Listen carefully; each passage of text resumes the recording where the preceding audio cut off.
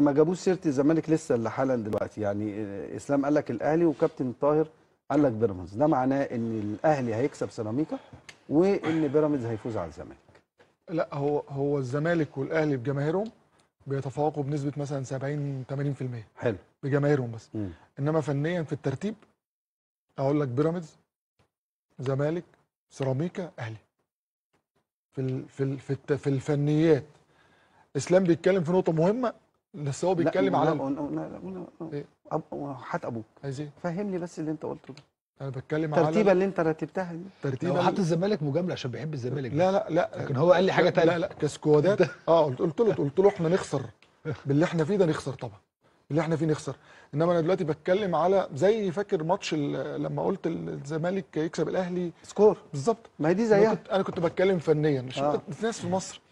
هو حلو مش وحش، خلي بالك ان انت في السوشيال ميديا تقعد تعمل جدل يعني. انما في الاخر انا بتكلم فنيا.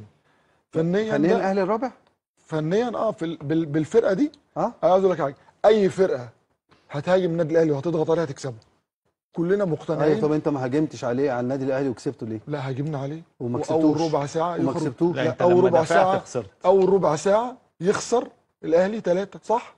صح ولا غلط؟ معاه الجون بتاع عدي اللي ضاع. بس ما حصلش. وبعدين سيبك من ما حصلش عشان انت عندك مدرب امكانياته متواضعه، مدرب عمل تغييرات قلبت الجيم كله.